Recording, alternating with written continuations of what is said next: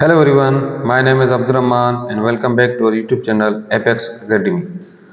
आज से हमारा मैथमेटिक्स का कोर्स शुरू होने जा रहा है। तो हमारा पहला टॉपिक होगा सेट एंड इट्स टाइप्स।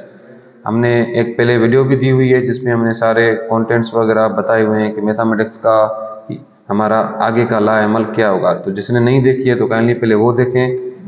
तो चलिए शुरू करते हैं हमारी पहला लेक्चर जो है सेट एंड इट्स टाइप्स।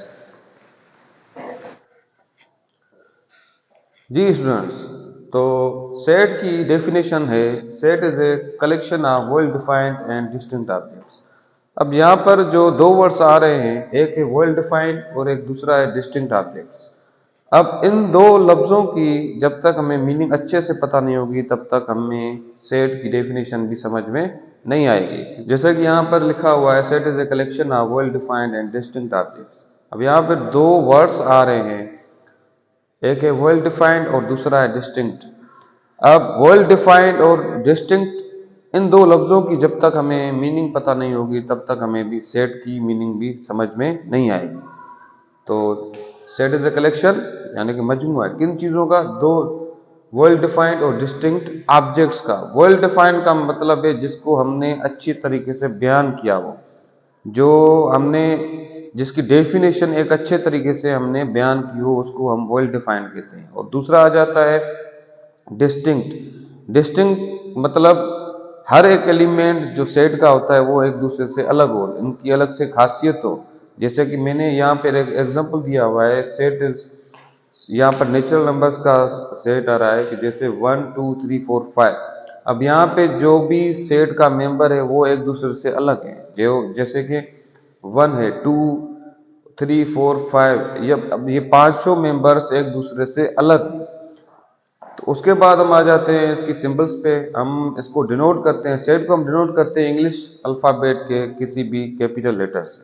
और जो इसके 1 2 3 जैसे कि यहाँ पर है 1 2 3 4 5, ये इसके मेंबर्स होते हैं। अब सेट लिखने की कुछ कंडीशंस होती हैं, जैसे कि यहाँ पे मैंने लिखी हुई हैं कि set is denoted by capital letter of English alphabet. अब इंग्लिश अल्फ़ाबेट के कैपिटल लेटर से हम सेट को डिनोट करते हैं। दूसरी कंडीशन है हमारी मिडिल ब्रैकेट इज यूज्ड। हम सेट के अंदर मिडिल ब्रैकेट इस्तेमाल करते हैं, ना ही इस्तेमाल करेंगे कभी, ना ही हम स्क्वायर ब्रैकेट्स यूज करेंगे। हम सेट में सिर्फ और सिर्फ मिडिल ब्रैकेट इस्तेमाल करते हैं। तीसरी कंडीशन आती है हमारी members of a set are separated by comma. अब जो तीसरी कंडीशन है उसका मतलब ये है कि जैसे कि यहाँ पे हमने सेट लिखा हुआ है 1 2 3 4 5।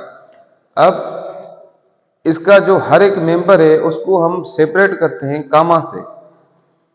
अब कामा पंक्चुएशन मार्क है, उसमें सिर्फ और सिर्फ यही इस्तेमाल हो सकती है, ना कि हम कभी भी फुल स्टॉप इस्तेमाल नहीं करेंगे, ना ही हम कोलोन या फिर दूसरी कोई भी पंक्चुएशन मार्क इस्तेमाल करेंगे।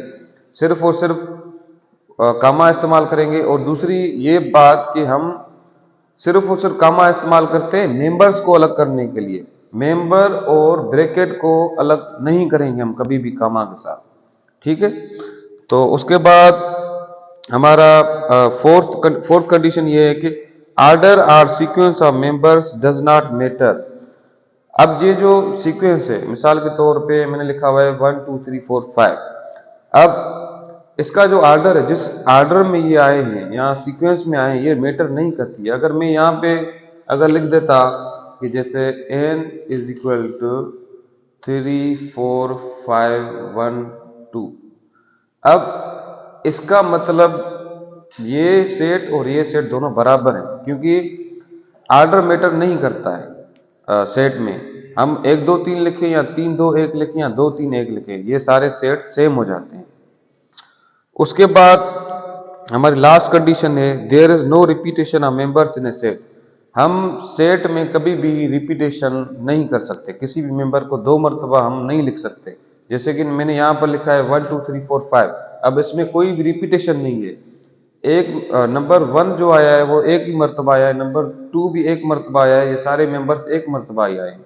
अब हम यहाँ पे ऐसे नहीं लिख सकते कि n इज इक्वल टू 1 1 2, ये सेट नहीं होगा, गलत हो जाएगा। क्यों? क्योंकि यहाँ पे रिपीटेशन आ गई। तो ये थी कंडीशंस। अब हम चलते हैं हमारे फॉर्म्स ऑफ सेट की, हम सेट को किन फॉर्म्स में लिख सकते हैं। जी फ्रेंड्स, तो फॉर्म्स ऑफ सेट पढ़ने से पहले ज़रूरी है कि हम मैथमेटिक्स में जो सिंबल्स इस्तेमाल होती हैं उसको पढ़ें। जैसे कि ये वाली सिंबल, इसकी मीनिंग है लेस देन। उसके बाद दूसरी सिंबल आ जाती है उसकी, इसको कहते हैं लेस देन और इक्वल टू। उसके साथ अगर हम इसको हम पढ़ते हैं ग्रेटर देन, इस सिंबल को हम पढ़ते हैं ग्रेटर देन और इक्वल टू। अब ये जो सिंबल्स होती हैं ये सेट लिखने में हमें मदद देती है, क्योंकि हम मैथमेटिकल रिप्रेजेंटेशन अब अगर किसी भी सेट की करते हैं, जैसे कि हम सेट बिल्डर फॉर्म में पढ़ते हैं, तो उसमें हम सिंबल्स का इस्तेमाल करते हैं। अब मैथमेटिक्स में ये ज़रूरी है कि हमें लाजमी है कि हमें समझ में आना चाहिए कि जो सिंबल्स हमें इस्तेमाल होती हैं उसको हम कैसे पढ़ें या फिर उसको कैसे इस्तेमाल करें। अब ये जो सिंबल है इसको हम कहते हैं मेंबर ऑफ। अब इसका मतलब ये है कि अगर कोई भी सेट का मेंबर है, हम उसको ऐसे जाहिर कर सकते हैं कि जैसे कि अगर ये एक नंबर 1 है, ये सेट ए का मेंबर है, तो हम इसको लिख सकते हैं 1 इज मेंबर ऑफ ए। उसके बाद हमारा दूसरी सिंबल आ जाती है नल सेट या फिर एम्प्टी सेट। अब हम इस इसको रिप्रेजेंट तभी करते हैं जब सेट में कोई भी मेंबर ना हो, तो उसको हम नल या एम्प्टी सेट कहते हैं।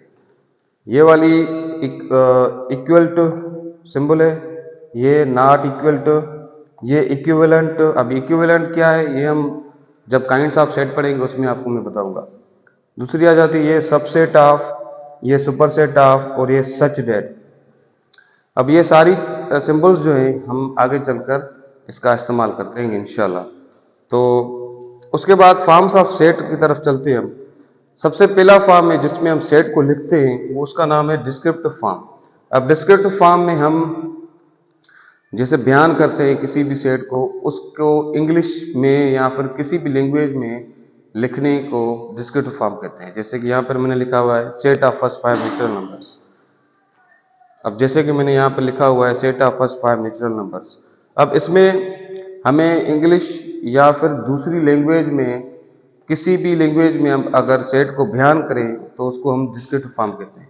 उसके बाद आ जाता है टेबुलर फॉर्म। अब इसको हमने डिस्क्रिप्टिव फॉर्म में लिखा, मगर इसी सेट को अगर मैं टेबुलर फॉर्म में लिखूंगा तो इस तरह से लिखूंगा, N is equal to, N show करता है नेचुरल नंबर्स को, इज इक्वल टू 1 2 3 4 5। अब जैसे कि फर्स्ट 5 नेचुरल नंबर्स फर्स्ट 5 1 2 3 4 5 ये हो गए, ठीक है।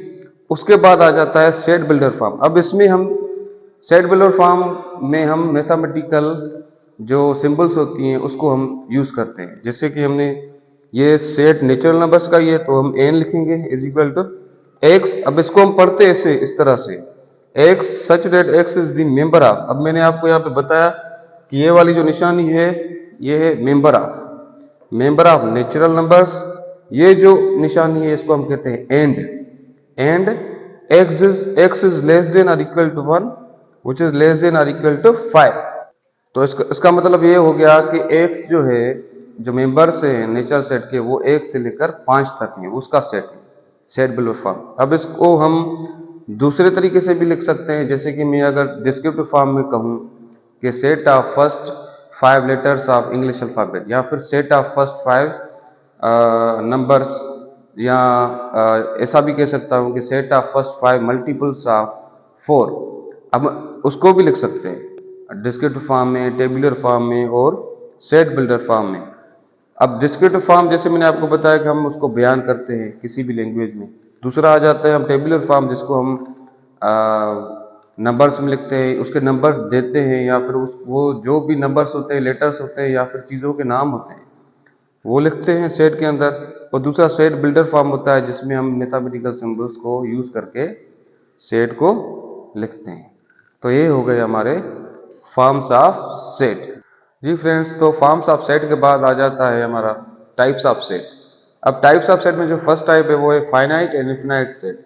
फाइनाइट एंड इनफिनाइट सेट हम उसको कहते हैं, वो डिपेंड करता है मेंबर्स की तादाद पे। अगर हम हमारी जो तादाद मेंबर है उनका जो तादाद है वो हमें पता है, तो उसको हम उस सेट को हम कहते हैं फाइनाइट। और जिस सेट का मेंबर्स के जो नंबर हैं वो अनलिमिटेड हो, तो उसको हम कहते हैं इन्फिनाइट। जैसे कि हमारे यहाँ पे सेट है सेट ऑफ नेचुरल नंबर्स। अब नेचुरल नंबर्स अनलिमिटेड है, जिसकी तादाद हमें पता नहीं है, तो ये हमारा सेट हो जाता है इन्फिनाइट। और दूसरा जो हमारा सेट यहाँ पे मैंने एग्जांपल दिया हुआ है, set of letters of English alphabet.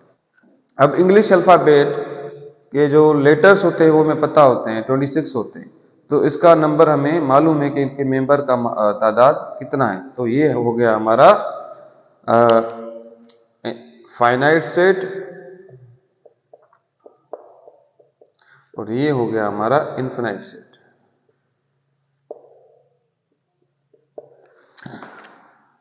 तो हमारा नेक्स्ट जो टाइप है वो है empty, null, void and singleton set.